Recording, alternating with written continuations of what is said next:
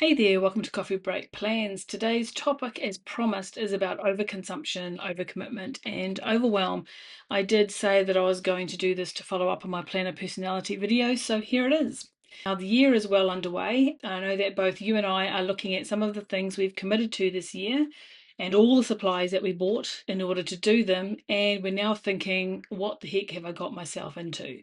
Now, first up, I'd like to say what this video isn't about. It isn't about decluttering or unhauling, as it's quite trendily called these days, nor is it about taking pot shots at people who use a lot of supplies. As a little side note here, using supplies is different to buying supplies, and I will get into the detail of that soon. It's also not about sucking all the joy from planning for anybody and saying, hey, you can't ever buy another thing again and you have to just reuse old fish and chip wrappers or something. It's not even about the stuff or the physical stuff, it's also about the mental stuff, the load that we put ourselves under. So, speaking for myself, I regularly go through an overcommitment, overconsumption guilt cycle, and I need to do a little bit of a stock take sometimes. So, in January, I did a video of things I don't need in 2026, which gave me some real insight into how overcommitment and overconsumption has crept up on me yet again. Now, I'm a minimalist planner, even now, with all of the stuff that I have that you will have seen in that video if you watched it. I am still a minimalist, which means I use the same spreads each time, which means I have a reasonably consistent layout and I don't use a lot of decoration. But back when I started, I was even more so. So, around high school was when I started taking responsibility for my own tasks and time, and I suspect that's when most of us start to do that. I had my class timetable that told me where I had to be and when. And just to make things more complicated, my high school had a 7-day system overlaid on top of a 5-day week. So you would start Monday on day one, and then so on through to Friday, which was day five. The following Monday was day six, and then Tuesday was day seven, and then day one started again on Wednesday, and so on. And I guess if you could figure that out and still figure out where you had to be, you were doing okay and you were well set up for life. We also had a homework notebook, and it was a little flip notebook. I tried my hardest to find it. I could have sworn I had one saved somewhere, but apparently not. And each day of the week, you would write down what your homework was, and presumably you would do it and then hand it in whenever it was. And that's all I needed to manage my time and tasks back then. I also had my personal diary, which I wrote in 1B4 exercise books and sometimes in just notebooks. And that was all fine, everything was working out okay. Now, at university, time and task management became even more essential. I was studying 8 papers a year. I usually had 2 to 3 part time jobs. I played ice hockey in winter and rowing in summer. I had a really active social life and a couple of bad relationships. And as you may know, a bad relationship takes up way more time than a good relationship. And to hold it all together, I had this one book. This was handed out by the Students Association every single year. It was free. This is 1992's version, but I had several more after that. And this single book is how I held together all of those bits. And then eventually, I started a job. This is a well-worn Collins Debden personal diary. It has all the bells and whistles. It has little pockets to put stuff in. It has all the stuff for your cards. It had a pen loop that broke off years ago. And then you have your diary part of it. And I think I would just get a week to view. I still have some undated pages here, and I would buy that every year. And that is how I organised my time and tasks for about 10 years. Then I started dabbling in electronic planning for a little bit. I would use my work Outlook calendar for most things. Then, of course, Blackberries and smartphones came in. And then I discovered bullet journaling, and I moved into the system where I drew up my own spreads each month and each week, and I would keep track of everything I had to do and where I had to be, like this. It's pretty ugly. This is my very first year, and it shows. But of course, in between this system and this system, there was the internet. Now, I've heard the internet described as being on page 1 million of the worst book you've ever read, and you can't stop reading. It does feel like that some days, but I still think that's a little bit harsh. But of course, I googled bullet journal spreads, and the internet answered, and all of a sudden, a black pen with a little bit of pink embellishment wasn't enough. I needed a flasher notebook, I needed a fountain pen, and my spreads would be so much better if I used a whole pile of Tombow markers and calligraphy pens and washi tape. Every year I would do a list of all the books that I read. All of a sudden that wasn't enough. Now I have an entire book dedicated to a reading journal where I not only keep lists of the books that I've read, but I write little blurbs about them as well. Instead of just having a 1B5 for my personal diary, I have a flash as $55 no less daily planner that I write my daily thoughts in. Don't even get me started on my time and task management. No longer do I have one little book that looks like this. I have this behemoth of a thing, which has not one, not two, but three separate calendars. I keep track of my time, I keep track of my creative projects, and I have my work calendar separate in here as well. And of course, with this, you need all the other bits to hold the whole system together. You need the discs, you need the covers, you need the dividers, and you need the pretty little bookmarks. So the systems and the supplies that I need to manage my life has steadily ballooned. Now, some of this is due to, I was going to say wisdom, but I think I'm going to say trial and error. I've tried a lot of things and this is working for me right now. Some of it is also income. I make more money now than I did as a student. It'd be pretty hard to make less actually. So all these pretty notebooks and flash things like this that I coveted back then are now available to me should I decide to buy one. And also, I enjoy planning. I enjoy putting these systems together and I enjoy using them. The act of putting these systems together as well as using them is part of what I enjoy. It's not just about time and task management anymore. Planning itself is the hobby. But some of it, let's be honest, is straight up overcommitting myself and buying too much crap. Sometimes I buy things in big waves. Because I was moving into this type of planner, I bought a lot of Happy Planner supplies, all the things I thought I needed to do all my time and task management. But often it's small amounts over several occasions. It's like the boiler in the Overlook Hotel. It creeps, and every now and again you have to go back down to the basement and knock it back down. Now, if I were to compare myself to other planners, especially the ones that you see online, I have bugger all supplies, really. So I could pat myself on the back, say, well done, and stop worrying about overconsumption and overcommitment.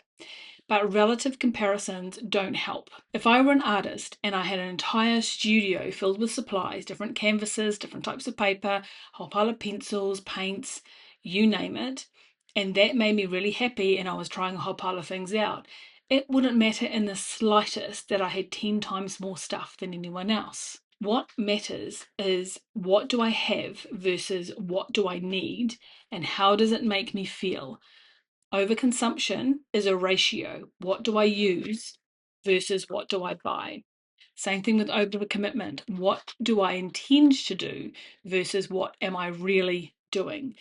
If that ratio goes out of whack, then you're going to start feeling overwhelmed. So for me right now, I can no longer fit all of my regularly used supplies in or at my desk. For a while, I was piling stuff up on my desk and then I was moving it every time I wanted to use it, which was really annoying. Now I have all that stuff in a little skyscraper of boxes that sit next to my desk, which only mildly assuages the stress. I feel a rising tide of panic and guilt and thinking that I really must get around to sorting that out. And that's what prompted my Stuff I Don't Need in 2026 video that I did. It was a stock take of everything, a real in-my-face assessment of the crap that I have. And I deliberately didn't do a supplies video where I said, hey, look at all the stuff that I have, isn't it pretty? It was, hey, I have too much stuff and I need to stop buying more and adding to it. So, if you enjoy planning content and you're here, so you do, you likely experience some of this yourself, but don't panic. I have some tips coming up to help you recognize the overwhelm and to address it. So step one, what are the signs? So there's physical signs. If you are running out of space to store the stuff that you supposedly use all the time, then you probably have too much. If you are constantly rummaging around, moving stuff around, trying to find your ruler, or your hole punch, then you have too much stuff. Your storage is for archiving, not for storing supplies. If you need to buy a whole lot more boxes and you need to pack your washi tape away or your extra markers away, you are not going to get those out and you are not going to use them. You are going to buy more. The next physical sign is if you need to unhaul more than once a year. Everyone needs an annual clean out and a refresh of their space and their supplies. But if you are accumulating so much stuff that you need to do a refresh every few months, you are in deep doo-doo. On to the signs related to your planners and systems. If you have a lot of pages unused, skipped, not filled in, and you're constantly behind with all the trackers and journals and notes that you have set up for yourself, and you're feeling a quiet or not so quiet panic about catching up or keeping up with it all, you're overcommitted. Related to that, if you're feeling resentful or resistant about all those systems and planners, or some of them, but you still feel obligated to keep going because, hey, I spent $50 on this notebook and I spent 10 hours setting it up, so I have to use it, then you are overcommitted. Okay, moving into a slightly wider view now. If you have had a sudden dramatic change in planning personality or planning style, you may prefer to call it, then you could be overcommitted and overwhelmed. Now, I have made a video on this and I'm not going to go into great detail now, but you have your 4 basic types of planning personality. Those that don't like a lot of decoration, those that like a lot of decoration, those that have consistent spreads, those that like to change up the spreads, and then it splits into these 4 different types. So if you are a maximalist planner, you like a lot of decorative elements, you like to change your spreads often and try new things. All of a sudden, you are now a minimalist. You have the same layouts every single month and you're using 1 black pen and 1 notebook.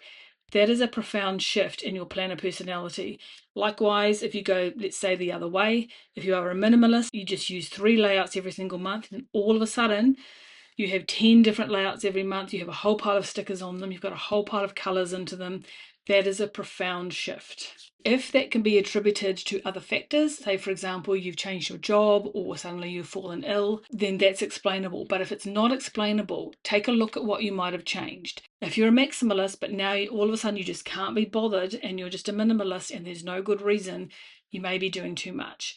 That type of planning personality shift indicates a bit of overwhelm. So if any of those signs resonate with you, then here are some things to try to address your overwhelm.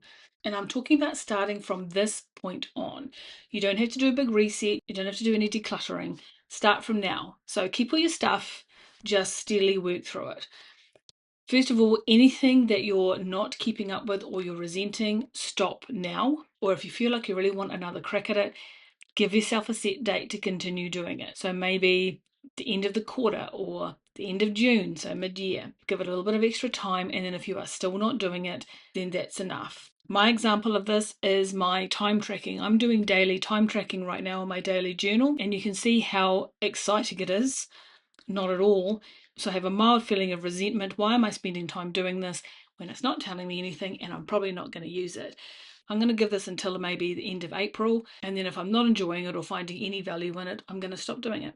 The second way to address this is to know how much time you have to commit to all of your systems. And there is no better time to honestly assess what you really have time for than when you're in the middle of overwhelm. What is it you've dropped? That's probably what you no longer need to include, unless it's something like health and exercise. I'm going to leave that up to you to decide. The next way to address it, but this is more about the physical supplies side of it, cancel subscriptions. Now, a little side note here, my planning aesthetic does not match the usual taste that subscription box providers cater to. Yes, we're talking about the magical unicorns and their rainbow farts. Outside of Assassin's Creed, I've never cared much for unicorns. So I'm a little bit biased against sub boxes because I have never opened one and thought, wow, all the stuff suits my aesthetic perfectly. I can't wait to start using this. Normally what I'm getting is some randomly sized notebooks, all with black pages that I can't think of a single use for, and a bunch of really ugly stickers to go with them. So take that into consideration if you need to. Some of you may love your subscription boxes, but I think if we're all honest, at best you use 50% of them, and the rest you've got to make up a use for, or you end up giving it away, or you're storing it. Now, I get their appeal. We have so little surprises or anticipation left in life. You can get everything pretty much just by clicking on it and buying it, but you just don't need that stuff every month. Okay, the next one, and I'm getting to the end of my lecture, I promise. Know your weaknesses. What is it that you keep buying over and over but never using? Out of habit, out of hope, whichever one it is, it's usually out of one of those 2 things. It's great to be an optimist and think everything's going to be different this time, but how many times are you going to repeat it? When does it end? Now on to some items that I've said before, but they bear repeating. Use what you have before buying new. Repurpose, redate. And next time, look, if you know you can only keep a habit for the first 3 months, buy undated or buy unprinted. You can then pick it up and put it down when you want, and you don't feel any guilt about wasting all those pages that are all dated 2024. And finally, resist. Or as Mad Eye Moody would say, constant vigilance. Although when you think about it, it was actually Barty Crouch Jr. All that aside, resist setting up too many systems. Resist buying all the stuff that you need to implement those systems. Don't buy that one extra planner just because it has a cute cat on the cover. There are cute cats all over the internet for free. I get that it's hard. Gen X had a heap of stuff pushed for us to buy. We had Star Wars figurines, we had Cabbage Patch Kids, we had My Little Pony. Yes, there was a rainbow unicorn, I'm pretty sure, that I probably couldn't afford. And Batman 1989 went way overboard on merch. And for every successive generation after us, it is exponentially worse. But you can resist this. Stop and think. Are you going to do it? Are you going to use it? And give yourself an honest answer. So to finish up, yep, told you I was getting to the end. It's your money, it's your space, it's your life. If nothing has resonated, and if you're just going to shrug and say having too many planners isn't the worst thing in the world, I agree. Buying is not the same as using. If you use a lot, you're going to buy a lot of stuff and your ratio will be close to 1, and that's fine. If you look around and you have 5+ years worth of supplies in front of you, you likely have too much. If you don't have time to do all of the things you've promised yourself you're going to do in your journals and your trackers, then you have too much to do. If you are overwhelmed and you're feeling guilty, if your planning system is creating stress instead of dealing with it, then you need to look at reducing that overwhelm. Okay, so that's it for this slightly lecture-y week. I will be back next week with something a little more routine and frivolous. So until then, have a great week and I'll see you next time.